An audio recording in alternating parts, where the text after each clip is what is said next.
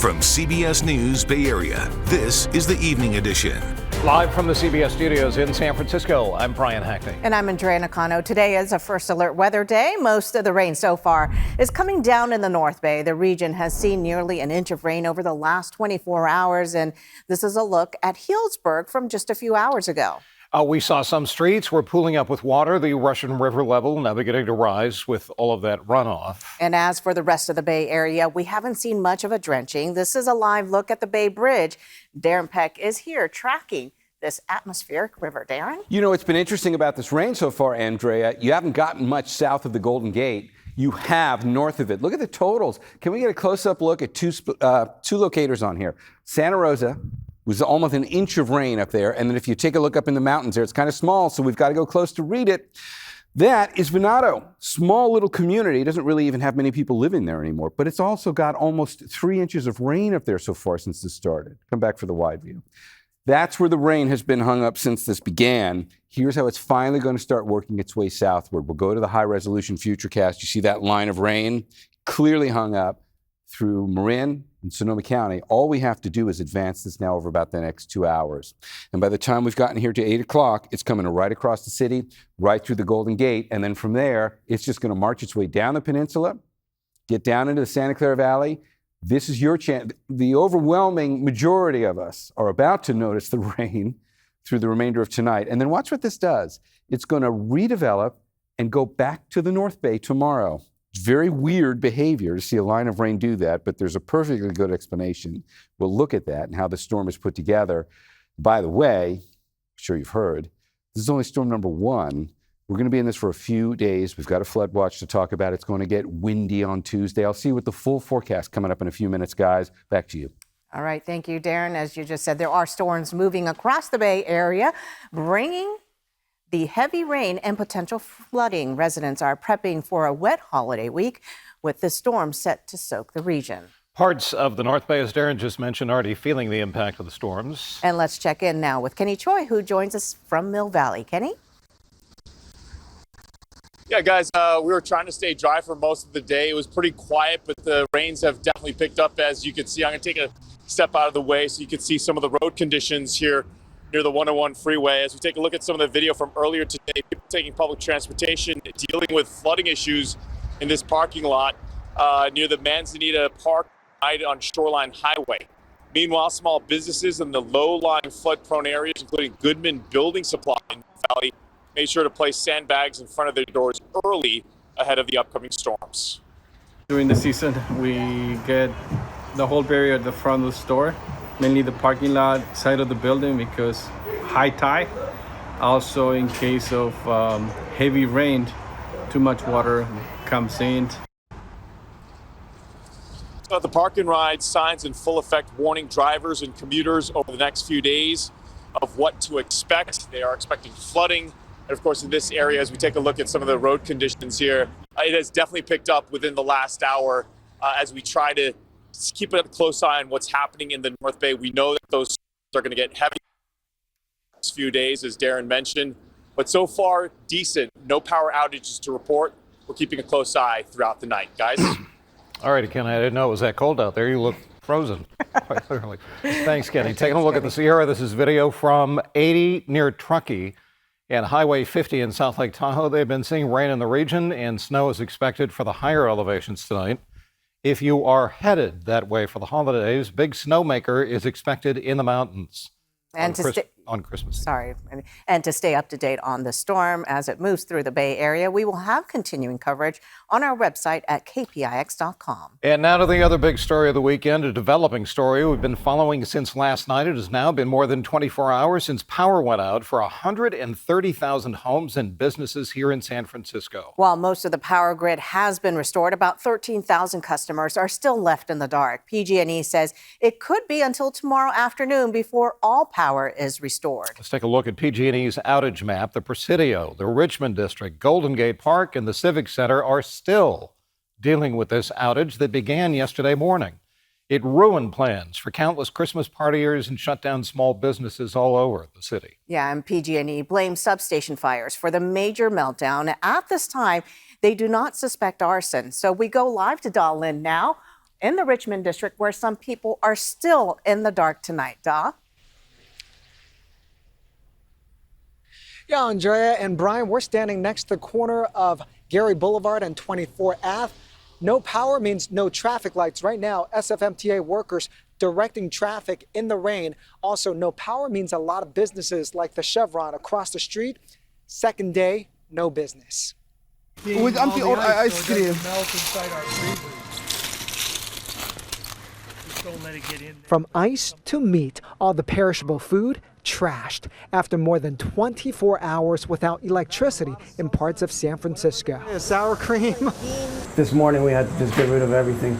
Chicken, meat, fish. Sparrows Johnson lost thousands of dollars in meat products at his 25th and Clement produce market. It's not only the loss of the meat and everything next door in our dairy, but it's the loss of revenue. And this is like one of our busiest weekends just before the Christmas holiday. Thanks, brother. Let me give you some more. Some business owners gave away food that was still good instead of throwing it out. But not the ice cream here, sadly, all melted. All of them. Ice cream, ice cream, ice cream, ice cream, ice cream. And you can't sell it, you know what I'm saying?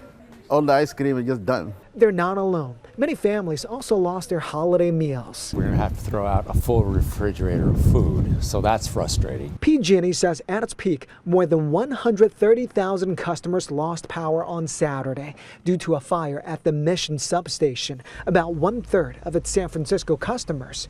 This was the scene Saturday night, neighborhoods in complete darkness. In the dark, it's dead quiet, and that is almost unnerving in a sense. Total shock. It's so surprising that this is even possible in today's day and age. PG&E has not explained how or why the fire started. There was extensive damage following a fire inside our substation, and so our goal is to continue working until every customer has been restored. I don't have an update on the specific time for restoration at this time. On Sunday afternoon, Mayor Daniel Laurie met with businesses in the Richmond district that stayed open using flashlights or backup generators. He says the disruption is massive. The closure of many businesses on Saturday and Sunday is projected to cost hundreds of thousands of dollars. We are definitely going to have to sit down with PG&E after this and assess what went wrong with this fire at the substation. We're still looking for information from them. Businesses that opened without power could only accept cash. I posted a plea with the neighborhood, like, please come support us and make sure that this doesn't end up in the trash, because I just hate the idea of food getting wasted. Some parts of the Richmond district got their power back by early Sunday afternoon. Will the garage door open? Strange too. Oh, power just came on. Whoa! This is awesome. It's like back to like modern civilization. Back at 25th and Clement Produce Market, Sparrows hopes the lights will stay on with more rainstorms on the way. We've been on the corner for 33 years. I've never seen anything like this. It's very upsetting. Yeah, the overwhelming response is the surprise on how long this outage has lasted, especially in the Richmond district. More than 24 hours later, some parts still without power. Brian, Andrea, folks can actually file a claim, especially businesses, file a claim with PG&E. They got to make sure they have documentations and also evidence showing what product was lost. Hey, Don, I want to ask you something. PG&E has been maddeningly spare with information about this beginning yesterday morning. Do you know whether or not this was a single fire at a single substation, or if there was more than one substation involved, or do you have any idea? Yeah, they're trying to address that as well, but right now they haven't provided any clear answers. They say their focus is on restoration, power restoration, and then they'll focus more on investigating how this happened, why this happened. But right now, we have the same questions as SU did. Where it happened would be a help as well, but they haven't said much. But you know as much as we do, which is because of PG&E, not much. That's Darlene out in San Francisco tonight. Top, thanks much. And for those of you who are still needing help tonight, the Richmond Recreation Center is offering resources, including blankets and snacks and chargers and heating, located in the heart of the Richmond district, just off California Avenue and 19th Avenue. And newly appointed District 4 Supervisor Alan Wong is demanding answers. Wong has called for a public hearing into the citywide outage. The most pressing question, how a localized fire at a substation ended up impacting a third of the city. He says there were 2 other outages already this month that has impacted merchants in the Sunset, leading to lost income. Wong has already sent a letter to PG&E asking about the gaps in communication with the public. Waymo has resumed its ride-hailing service in San Francisco. It was temporarily suspended last night after some robo-taxis stalled in intersections impacted by the outages. In one video, you can see one of the Waymos blocking an emergency vehicle from crossing the intersection. A Waymo spokesperson tells us there are lessons learned from this mass outage. And coming up, we're highlighting a local organization that is helping families get home-cooked meals as food gets more expensive. Plus, East Bay Park Ranger Betty Soskin has died. More on the legacy she leaves behind.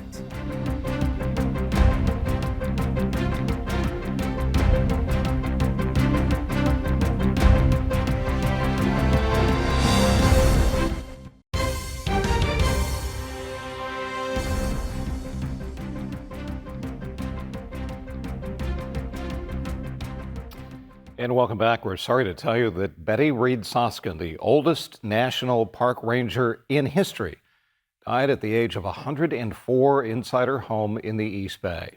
Soskin served more than 15 years as a ranger at the Rosie the Riveter National Historical Park in Richmond.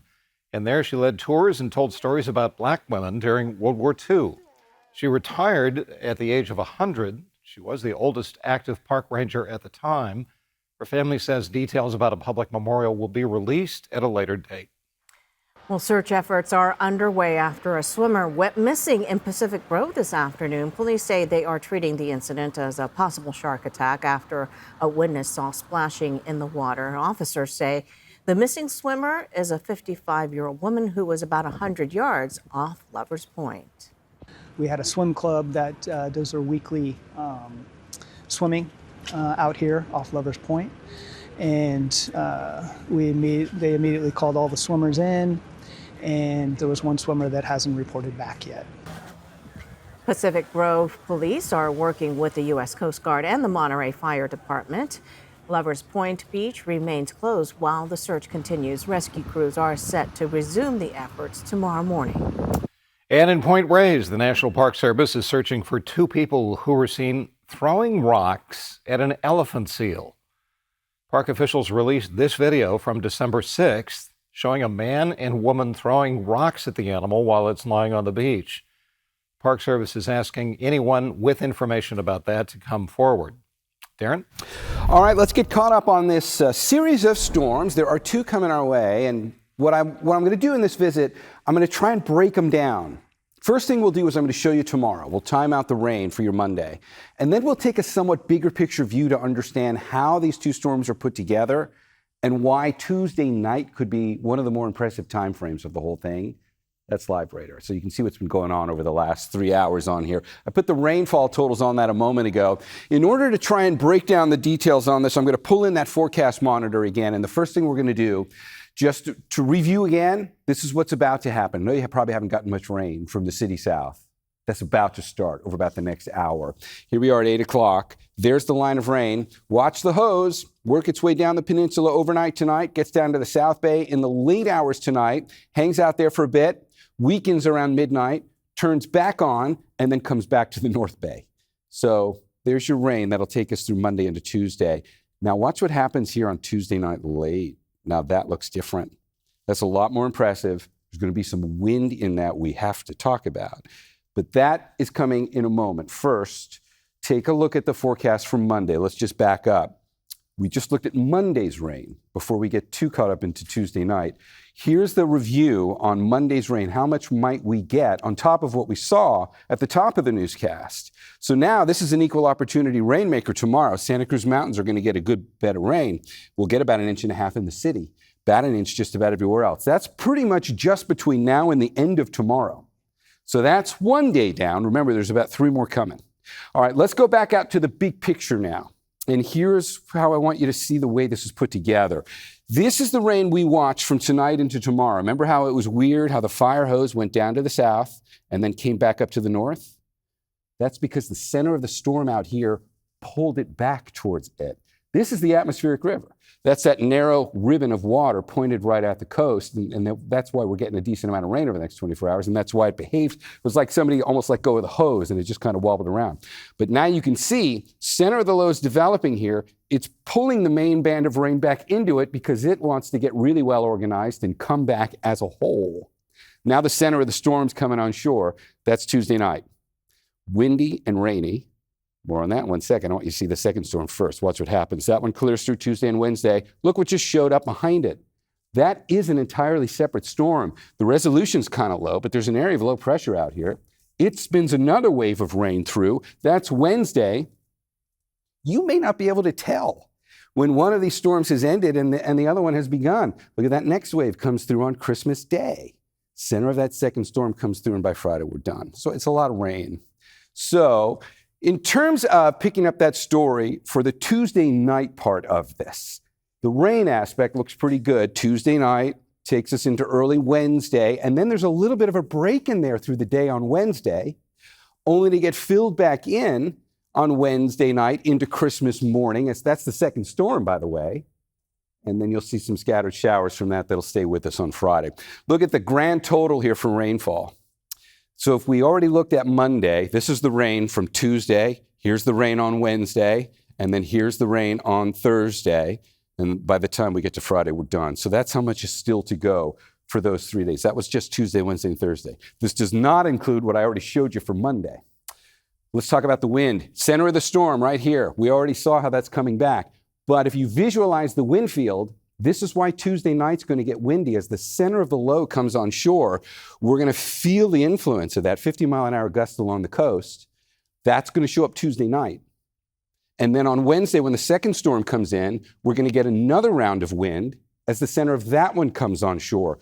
The Tuesday night wind maker is going to be stronger. So here's what that looks like. Tuesday night, 50-mile-an-hour gust along the coast. Goes that way through midnight. 1 a.m., 2 a.m., so probably from like 10 o'clock Tuesday to Wednesday morning at 1 a.m. That's strong enough wind, we can have some occasional downed trees, maybe some localized power outages. It's done by late morning. It won't last long. And then here comes the next wind event. That one comes in Thursday morning. Merry Christmas. Going to be windy on Christmas morning. By the time the sun comes up, it should have gotten better and begun to calm down. So there is a lot here. Here's your 7-day forecast. It's got rain on it. We know we're in first alert status until we get to Friday. By Friday, late morning, early afternoon, most of this should be done. See you with more on this coming up in the next half hour, guys. Back to you.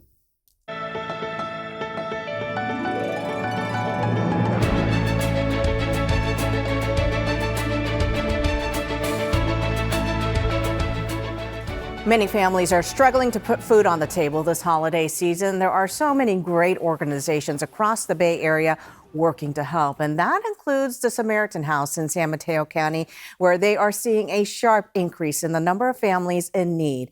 Our Suji Nam spoke to volunteers stepping up to help, and many families are struggling to put food on the table.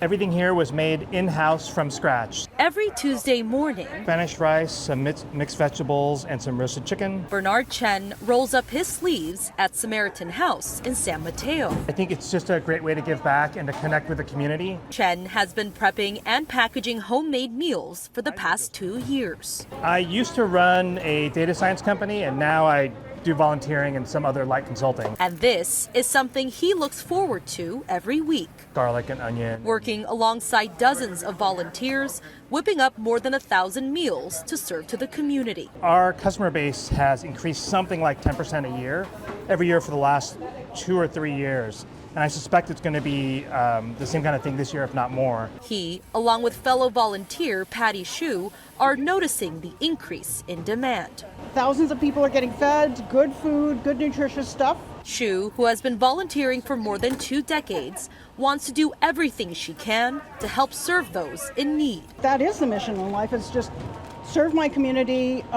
This is where I live, and I want to help people where I live. Morning, everyone. Thank you so much for your work. And that is a mission CEO Laura Bent lives by. She says their customer base is increasing due to heightened demand for food supply. Currently, we're over 30,000. We anticipate being over 32 to 33,000 pretty quickly in the new year. Bent oversees about 3,000 volunteers who manage the drive-through food pantry, dining room, and the community market. But there are some challenges they're continuing to face. With all of the cuts that are going on, our largest food partner has received the cuts the same way that we're seeing in the community. And so we're seeing a reduction of food come in. And so our organization is having to pivot and really ask the community to step up and support the organization. Every dollar counts, every hour counts. There has to be some way to feed it through. And volunteers like Chen are putting in every valuable hour into his community. I feel really proud of what we can do because we can take, half of a pig and feed, 50 people with it instead of half of a pig, and I don't know what a normal person would do with that. Helping families, one warm homemade meal at a time. From CBS News Bay Area, this is the Evening Edition. Welcome back. We're in first alert weather mode because of rain tonight. Most of the rain so far is coming down in the North Bay. The region has seen nearly an inch of rain over the last 24 hours. And this is a look at Healdsburg from a few hours ago. We saw some streets were pulling up with water, and the Russian River level is now beginning to rise with all of the runoff. Darren's got the details. Darren? Yeah, you were looking at all that rain. It's all been North Bay so far, and the virtual set shows you that exact picture. You're looking at the last 3 hours of rain. We've gotten rain here in the Santa Cruz Mountains, but other than that, you needed to be north of the Golden Gate to get it. I'll put some of the rainfall numbers on here, and I'll read that one for you in Santa Rosa. Just about an inch of rain in Santa Rosa already. We've got about a half an inch of rain here in Ben Lomond. Let me show you why that is about to march south. We're going to change our vantage point on the map. Let's go for a slightly wider vantage point, and I'm going to put the futurecast imagery on that rain. This is the last 3 hours. Keep a wider view out here. Watch the line of rain that is just about to start marching southward. That's tonight. It's going to come down and get the entire bay tonight overnight, and then it'll slowly work its way back north. We got 4 days of this. We'll track it coming up in the complete forecast coming up in just a few minutes, guys. Back to you. All righty. Thank you, Darren. Taking a look at another top story tonight. The Justice Department facing scrutiny over its release of files related to convicted sex offender Jeffrey Epstein. CBS News reporter Chanel Cole has that story. The Trump administration remains under scrutiny over the Justice Department's handling of the release of files related to convicted sex offender Jeffrey Epstein. Among the thousands of documents initially released for Friday's deadline, CBS News determined at least 15 files were no longer available on the DOJ's website Saturday, including a file with a photo of President Trump that was put back up on the site Sunday. More than 500 pages were fully redacted, and lawmakers who push for this public release are slamming the DOJ. We want the files out. There's a pretty simple point. Who raped these young girls? Who covered it up? And why are they getting away with it? The quickest way, and I think most expeditious way to get justice for these victims is to bring inherent contempt against Pam Bondi. And that doesn't require going through the courts. Speaking on NBC's Meet the Press, Deputy Attorney General Todd Blanche said the removal of the files from the DOJ's initial release has nothing to do with President Trump. The reason why we are still reviewing documents and still continuing our process is simply that, to protect victims. Among the files made public in recent days, more photos related to former President Bill Clinton and Britain's former Prince Andrew. Epstein survivors say they want the names of those who preyed upon underage girls to be released. Are we protecting the survivors, or are we protecting these elite men that need to be put out there? On social media Sunday, the Attorney General reaffirmed the Justice Department's commitment to bringing charges against anyone involved in the trafficking and exploitation of Epstein's victims. As 2025 wraps up, CBS News asked Americans what they think about the economy. The responses were overwhelmingly negative, with many citing the high cost of living. President Trump's overall job rating has a low point of nearly 60% of respondents saying they disapprove. And the president's handling of the economy also saw widespread dissatisfaction. Only 37% of people said they approve of his performance, while 63% said they disapprove. And finally, a majority of those surveyed aren't in favor of the president's handling of immigration. 54% say they disapprove, while 46% approve of the administration's policies. Brian? Well, Andrea, on that subject, one farmer on the Central Coast tells us that a crackdown on immigration is scaring workers away from this year's harvest. Right now, fields full of produce are going largely unharvested. And Scott Rates has that story.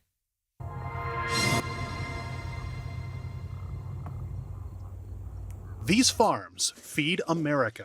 Here, what we're looking for, this is an actual broccoli down here. Yes, that will be heart-wrenching to see that turn into a beautiful product and then to just have to walk away from it. Tony Sereno owns Jazz Family Farms Organics in Hollister. I was brought here since I was 3 and grew up on a farm. Holding rotten eggplant, he is frustrated. Tony says nowadays that his farm sometimes leaves behind at least 90% of their crops. Because we don't have enough staff. Tony tells me that because his farms in Hollister and Watsonville are off the main roads, that it's adding to the workers' anxiety. We're very exposed here to just traffic in general. And of course, it leaves everybody with the fear that at any moment, the ice can just come in and start to raid the fields. During a normal harvest season, Tony would have anywhere from 150 to 200 workers in these fields. He says now that's down to 20 or fewer on some days. We need to protect our food supply. We need to ensure that no one is afraid to go to work, especially doing something like this.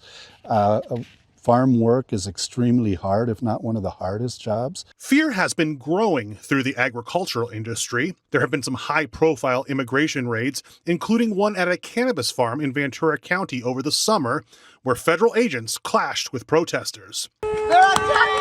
So, as more ag workers stay home, what does that mean for your local produce aisle? It does start here. If we reduce the amount of production for whatever reason, you're going to notice that there's less of. Anytime there's less supply and the same demand, the prices are going to go high. As for the crops being hit the hardest? We lost an entire field, just about, of chiles, of jalapeno peppers, serranos. There were some cherry bombs, some beautiful stuff. You got to think there's hope out there because, I mean, people have to eat in this country. That's what I believe in. I don't know what other people believe, but, and that's what keeps me going, is there's got to be a change. This will turn around because people have to continue to eat. California Farm Bureau has issued a statement to farm workers saying, quote, "We will do everything in our power to make sure that agriculture remains a place where you are safe and supported." Andrea? Well, coming up, we're checking out a popular holiday light tour through Livermore, where you can drink and be merry. That's up next. And Darren Peck's taking a look at the forecast as parts of the North Bay gets drenched tonight. And your turn may be next. We'll be back.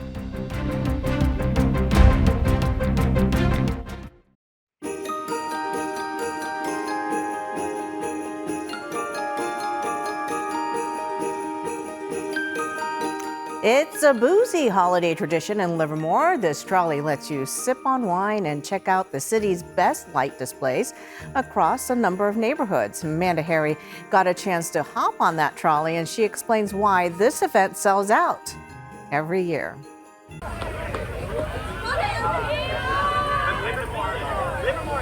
Sip, see, and be merry describes the Lights of Livermore tour.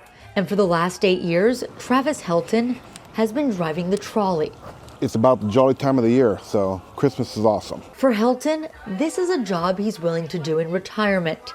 He spent decades working as a truck driver, spending thousands of hours driving alone. Now when he drives, he has amazing views and new friends to enjoy it with. I love the lights, but I love when people are singing on the trolley, the caroling, everybody's having a good time. Owner of the Livermore wine trolley, Tony Singh, believes that camaraderie is what keeps people coming back. One of my favorite things about the trolley ride is that you come as strangers and you leave as friends. Nikki Rake traveled from Sacramento to ride the trolley. It's her 5th year doing it. It's become her newest holiday tradition. It just gets us in the festive kind of Christmas holiday spirit. The tour starts at Con Canyon Vineyard, where people can grab some wine, board the trolley, and then visit some of the best decorated homes in the Livermore community. Some with very specific themes, ranging from Dr. Seuss's How the Grinch Stole Christmas to dogs. The tour is about an hour long, with one intermission.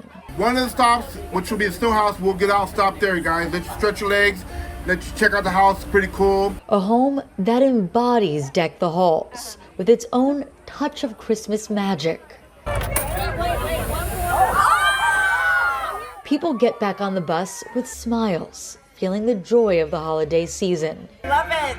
The grand finale is Deacon Dave's Christmas display on Hillcrest Avenue, a home that had everyone taking their phones out for a picture. Hilton says these moments are what keeps him coming out of retirement each year to drive the trolley.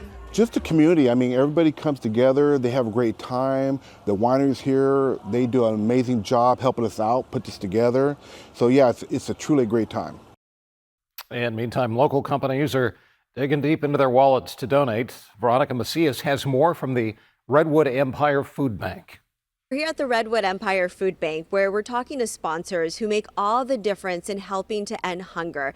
We have sponsor Traditional Medicinals today, Jamie Horst, joining us. Tell us about your purpose in giving. You're actually increasing this donation this year. Yes, we've been long-term partners of Redwood Empire Food Bank, and we recognize that as a health and wellness focused company, the foundation of health and well-being is access to great nutrition.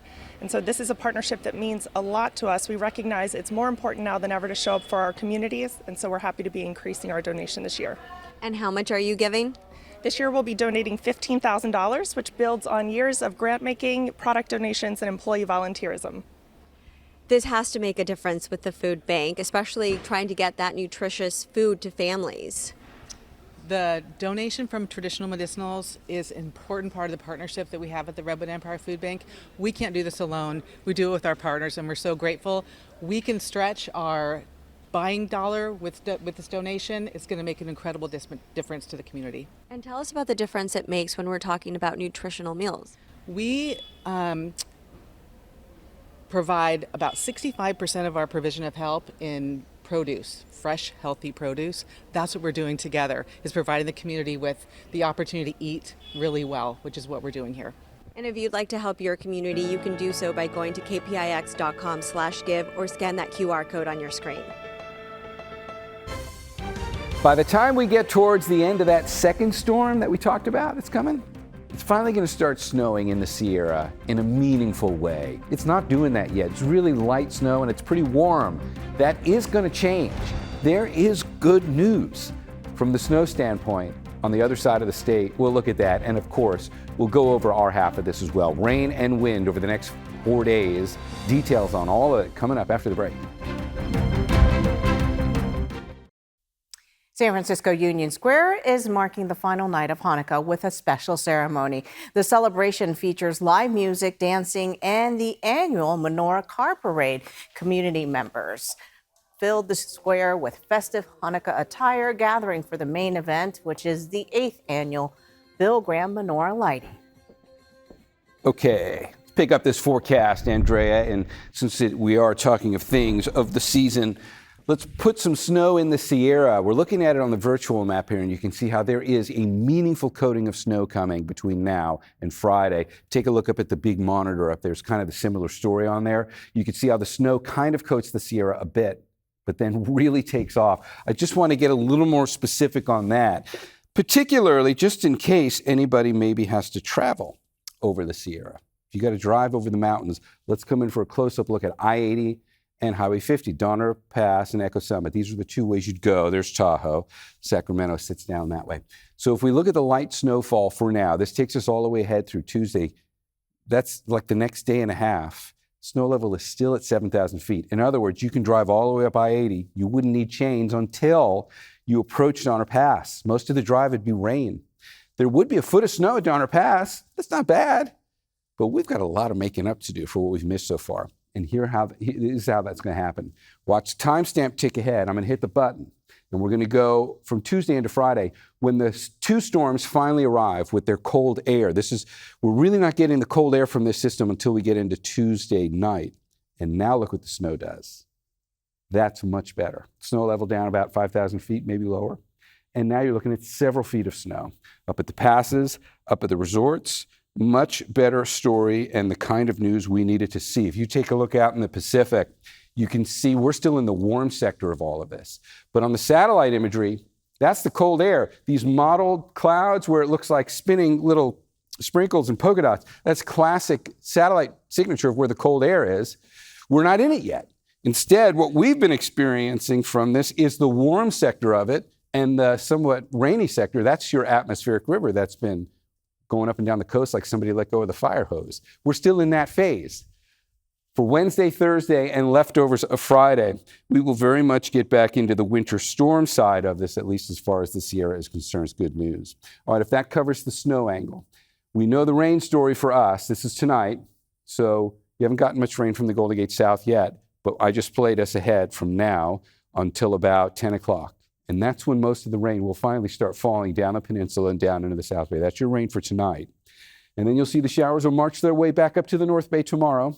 And then you'll see the approach of the Tuesday, the center of the storm, radar looks totally different. It's going to be rainier Tuesday night, and it's going to be windy in that. If we look at the rainfall just for tomorrow, we're going to look at the Tuesday night storm in a second. But just to show you what we're going to do tomorrow, before that intense side of the storm picks up, we're still going to get about an inch of rain in places tomorrow from the current phase of this atmospheric river side of the storm. Now we look ahead to the futurecast, and you can see what happens here. There's Tuesday night. A lot more rain comes through Tuesday night into early Wednesday. And then watch back here. There's going to be a break. On Wednesday, if you're trying to make your plans, what day will be easy to get out and about? This is now Christmas Eve day. Look at the opening. You're going to get a break in there. But it's not the whole day. As we get towards like late afternoon, early evening. So think like late morning through about like late afternoon, early evening. Probably going to be a good little window of time, should the forecast hold the way it is there, where you can get outside and not worry too much about getting rained on. But then on Wednesday night, now this is the second storm coming in, and we're going to get more rain, we'll get a little more wind, and then we just have to keep rain in the forecast through Christmas Day into Friday. It just keeps going. And when you look at the rainfall totals, we'll look at what happens after tomorrow. So we just looked at Monday's rainfall totals a second ago. That's how much we'll get just on Tuesday. This is adding Wednesday's rain on it. The numbers didn't go up terribly high. And then we add in the Thursday rain, and they do go high. That's the Christmas Day rain, because we should be seeing more steady rain on Christmas Day itself. Friday has a few leftover showers as well. Boy, you add it all up, and now you can see why the National Weather Service put out a flood watch. The flood watch applies at this point to the North Bay, and it's primarily for like low-lying intersections, roadway stuff, and maybe some of the smaller creeks that can rise to their banks faster. Mark West is the classic example of that. Anybody in Sonoma County who lives near it, you know it. But we're not worried about the Russian River from this. The landscape can handle the amount of rain we're going to get. We're done with first alert days by the time we get to Saturday. All right, Brian, back to you. All righty, thank you, Darren. Coming up, after nearly 50 years, San Francisco is getting a float in the upcoming Rose Parade, and how locals can come help decorate. For the first time in decades, San Francisco will be represented in the New Year's Day Rose Parade in Pasadena with its own float. Yeah, the city is now inviting locals to help decorate the Believe in San Francisco float, and Lorraine Ayub has the story. San Francisco is getting ready for the new year. After 50 years, the city is participating in the Rose Parade, and volunteers are here all participating to create some Bay Area magic for 2026. A classic San Francisco Victorian home. This is just one of many iconic Bay Area visuals you'll catch as the city gets ready to showcase their float at this year's Rose Parade in Pasadena. Volunteer Nirshi Armagam came out to help with the creation. Such a special moment to have our own float and the Rose Parade, so I just wanted to contribute in whatever way I could. Volunteers of all ages were welcomed to help bring the float to life at the Winter Walk in Union Square. Nirshi says that communal creativity is exactly what she loves about the city by the bay. I really like the art scene in San Francisco, and it's nice to see more of it out here. So to have something like this and have it very hands-on and have normal people just be able to come in and contribute in any way we can, I think it's really important to have the community see this as well. Organized by San Francisco Travel, the float will debut early in the parade on New Year's Day. San Francisco's on the rise. It's time for us to be loud and proud again. And so we're just happy that we can bring this to the city and then take it down to Pasadena. It was just time for us to get that message out to everyone around the world who sees this parade. So we're just happy to be able to bring that to the community and then to the world. The 55-foot floral tribute will be entitled Believe in San Francisco. The fresh flowers will not be applied until the day before New Year's. I think it's exciting to know that I played like a really small part in it. So yeah, I think it'll be cool to watch it this year and be like, hey, like I was there working on it. The Bay Area making its mark all across the Golden State. All right, we're tracking the last 3 hours of radar. This is updating live, by the way, and look what's just about to get down to the Golden Gate. See a little bit of rain that is just now finally going to cross through the Marin Headlands, come down the Golden Gate, and then that will get across for the rest of the Bay Area. It has been the North Bay's game all day so far today. If we take a look at how the forecast plays out from here, watch that line of rain march its way southward, and then it'll be in the South Bay for a good part of tonight. You'll get your rain in the Santa Clara Valley. Then it'll go back to the North Bay tomorrow. And then Tuesday night, things get more interesting with stronger wind and more widespread rain. All right, guys. And we get a break on... Well, maybe Wednesday through the middle of the day. But I mean Saturday. The whole thing's done. All right. Oh, We good. do know what's next. 60 Minutes. We'll see you back here at 11 o'clock tonight. Good night.